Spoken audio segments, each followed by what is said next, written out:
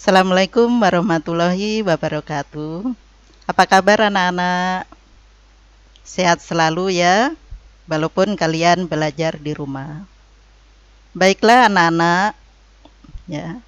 Untuk materi hari ini yaitu IPS kelas 7. Dengan materi yaitu letak dan luas Indonesia. Ya. Nah, sekarang kita perhatikan mengenai peta Indonesia. Ya. Ya, di sini ada pulau-pulau besar yang ada di Indonesia. Yaitu ada Pulau Sumatera, ya. Kemudian ada Pulau Kalimantan. Kemudian ada Pulau Sulawesi. Kemudian Pulau Jawa, ya, kemudian Papua dan pulau-pulau kecil, yaitu yang dikenal dengan Sunda Kecil, dan negara tetangga kita, yaitu Timor Leste. Kemudian, ya, apa sih arti dari peta? Peta adalah gambaran permukaan bumi pada bidang datar dan diperkecil dengan menggunakan skala. Ya, jadi diperkecil. Kalau tidak diperkecil, segede apa ya? Ya, dalam peta Indonesia. Kemudian kita lihat letak astronomis Indonesia. Ya. Dilihat dari letak astronomis Indonesia terletak di 6 derajat lintang utara sampai 11 derajat lintang selatan. Dan 95 derajat bujur timur sampai 141 derajat bujur timur. Yang kedua, dilihat dari letak geografisnya. Indonesia terletak di antara 2 benua dan 2 samudra, yaitu benua Asia dan benua Australia. Dan terletak di antara 2 samudra, yaitu Samudra Pasifik dan Samudra India. Dilihat dari letak astronomis wilayah Indonesia, Indonesia memiliki iklim tropis. Daerah yang beriklim tropis yaitu, ya, memiliki atau di Indonesia, ya, memiliki musim hujan dan kemarau. Musim hujan, ya, dipengaruhi oleh angin muson. Jadi angin yang bertiup di Indonesia itu ada angin muson barat dan angin muson timur. Angin muson barat yaitu angin bertiup dari benua Asia, ya, menuju ke benua Australia. Ya, perhatikan arah anginnya. Ya. Sehingga di Indonesia terjadilah musim hujan.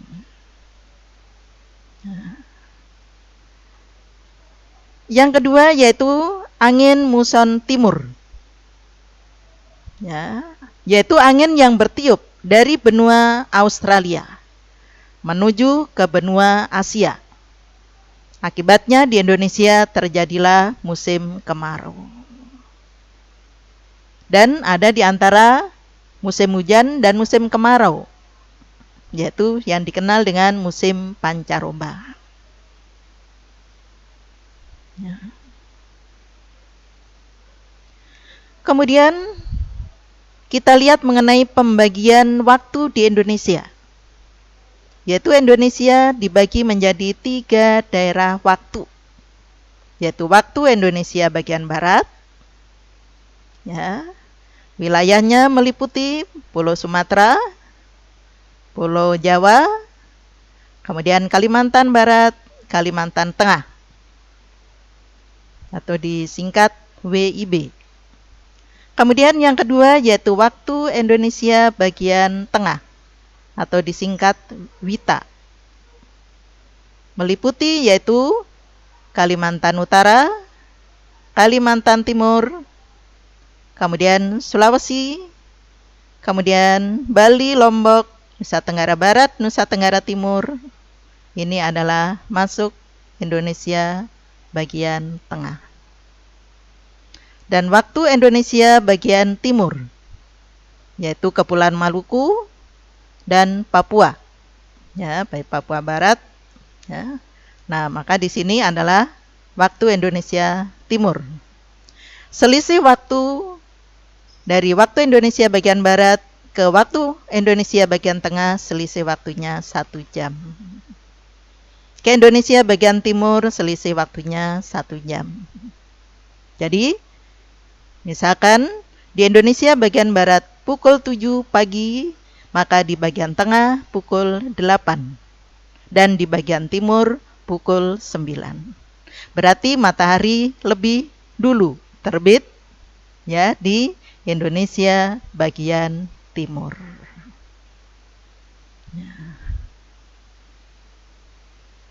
Kemudian kita lihat mengenai unsur-unsur peta. Ya, dalam peta yaitu ada judul. Misalkan peta Indonesia, peta Kalimantan, peta dunia. Nah, itu ada judulnya, judul peta. Yang kedua yaitu menggunakan skala.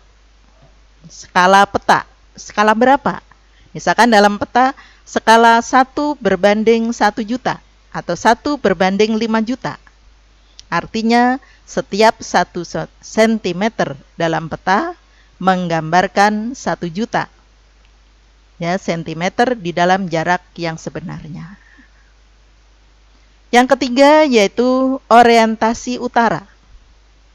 Di dalam peta yaitu ada istilahnya arah mata angin. Ada utara, ada selatan, ya, ada timur, ada barat. Ada timur laut, ya, barat laut, ada tenggara dan barat daya. Kemudian yang keempat, simbol peta. Dalam simbol peta yaitu ada simbol titik. Ya, simbol titik ini menggambarkan ibu kota. Ya. Ibu kota provinsi, ibu kota Indonesia, kabupaten, itu menggunakan simbol titik. Simbol pelabuhan. Ya. Simbol bandara, gunung, ini termasuk simbol titik. Yang kedua adalah simbol garis. Misalkan sungai, ya, jalan raya, batas negara, batas provinsi, dan batas daerah. Itu termasuk contoh simbol garis. Kemudian yang ketiga adalah simbol warna. Nah, simbol warna ini, jadi dalam peta tidak semua warna itu bisa digunakan. Jadi ada artinya. Simbol dataran rendah, yaitu berwarna hijau. Kemudian simbol perairan atau laut, yaitu berwarna biru. Tergantung dari kedalamannya. Makin dalam, maka makin gelap. Contohnya, lautan yang dalam, maka warnanya biru gelap. Ya, laut dangkal warnanya biru muda. Jadi, biru, biru muda, biru gelap. Ya, itu tergantung dari kedalaman lautan. Berikutnya adalah simbol dataran tinggi. Simbol warna dataran tinggi yaitu warna kuning. Ya, warna kuning. Gunung yaitu oranye. Ya, kemudian makin tinggi yaitu berwarna coklat dan makin tinggi lagi yaitu berwarna coklat tua. Itu adalah yang biasa dipakai dalam simbol warna. Jadi, tidak semua warna digunakan di dalam peta. Misalkan, saya mau warna oranye, gitu. Tidak boleh, ya. Jadi, sesuai dengan arti simbol warna.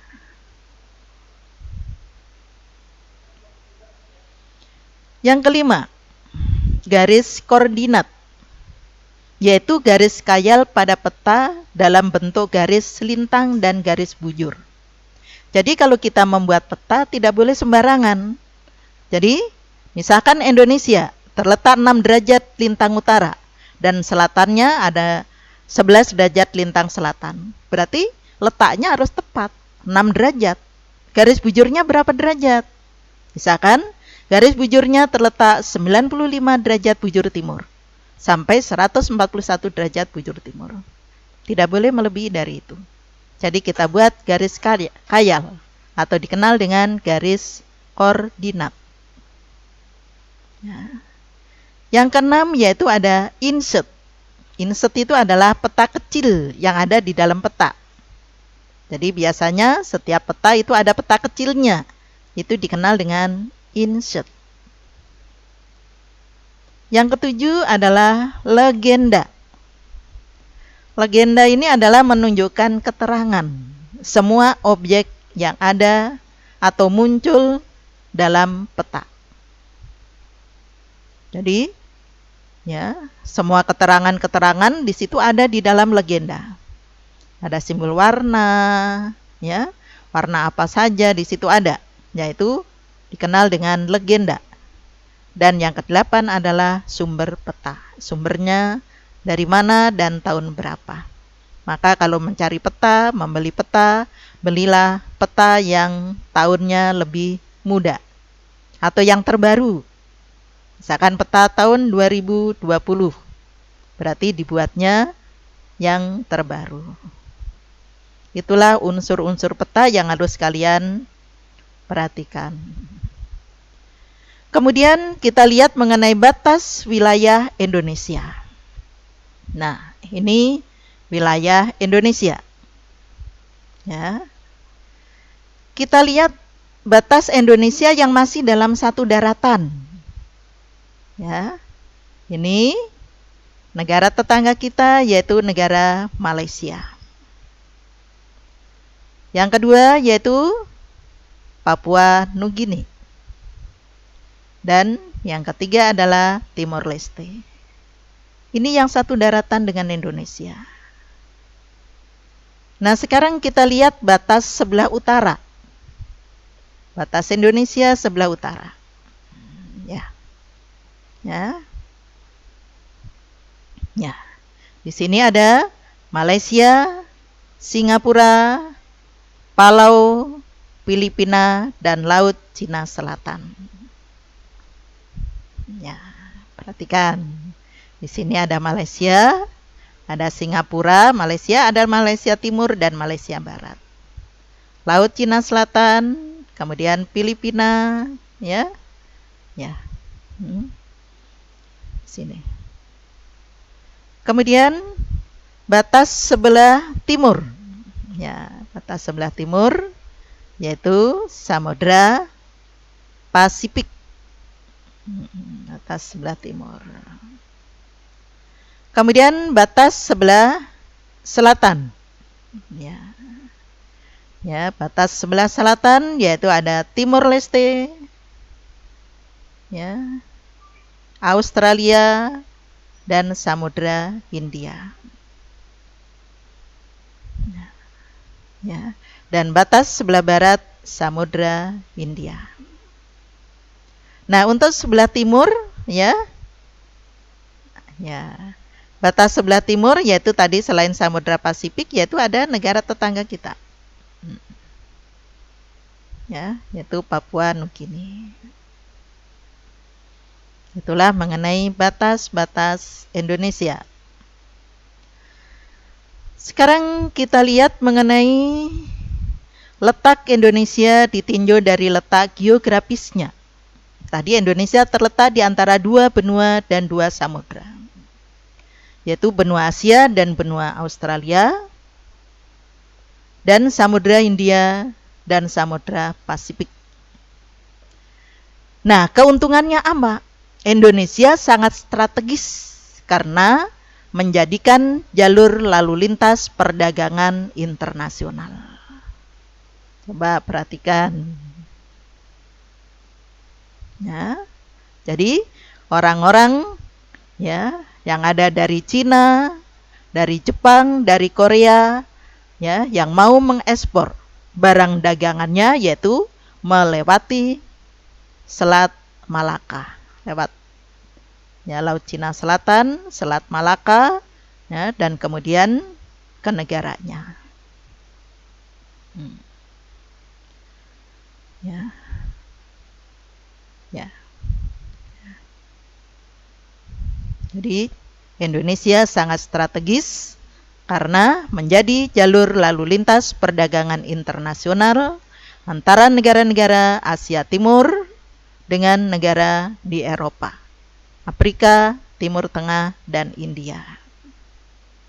Kemudian yang kedua, keuntungannya. Akibat adanya interaksi sosial melalui perdagangan, maka selanjutnya menjadi jalan bagi masuknya berbagai agama di Indonesia. Misalkan agama Islam yang masuk ke Indonesia, agama Hindu dan Buddha, agama Kristen. Ini adalah akibat dari letak geografis Indonesia. Selain keuntungan, juga Indonesia punya kerugian. Kerugian letak geografis Indonesia. Yaitu satu, masuknya budaya asing yang tidak sesuai dengan budaya Indonesia dan mempengaruhi kehidupan budaya bangsa Indonesia. Misalkan pergaulan bebas, mabok-mabokan, dan kesantunan. Maksudnya sopan santun. Sopan santunnya kurang. Kita orang timur berbeda dengan orang barat. Yang kedua yaitu rentan terhadap masuknya barang terlarang yang diselundupkan seperti senjata api dan narkoba. Itu Indonesia rentan sekali. Maka di sini termasuk kerugian terhadap letak geografis. Berikutnya yaitu keuntungan letak geologis Indonesia.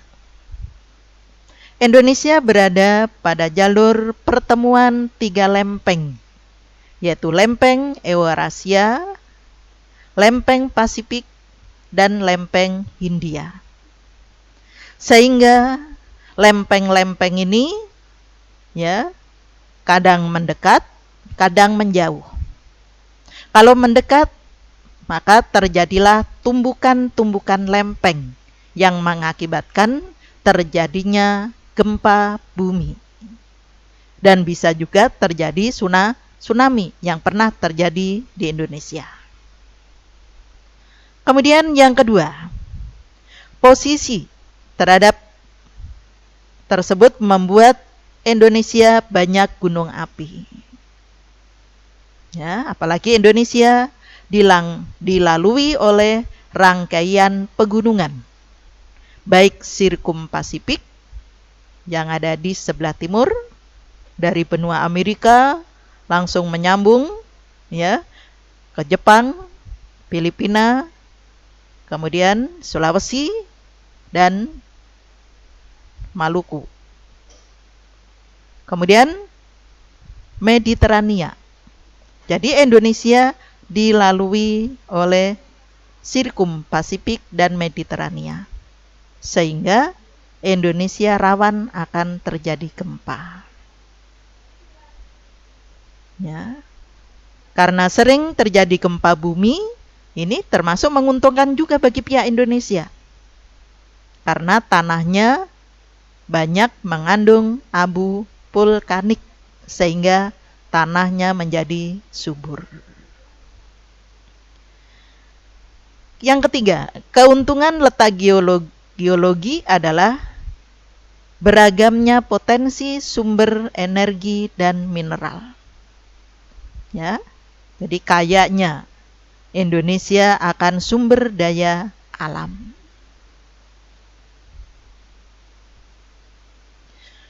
Dilihat dari luas wilayah Indonesia. Luas daratan 1.922.570 km persegi. Luas lautan 3.257.483 meter persegi. Daratannya terdiri dari 13.466 pulau sebagai salah satu negara kepulauan terbesar di dunia. Karena Indonesia ya, perbandingan antara luas daratan dan lautan, luas lautan, maka ini sangat menguntungkan bagi Indonesia.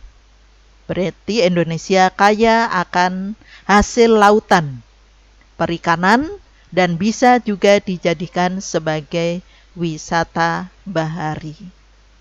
Maka ya, menguntungkan bagi pihak Indonesia di dalam bidang ekonomi karena akan menambah devisa negara. Nah, itulah anak-anak yang perlu Ibu sampaikan mengenai letak dan luas wilayah Indonesia. Selamat belajar, ya, tetap semangat dan jaga kesehatan. Assalamualaikum warahmatullahi wabarakatuh.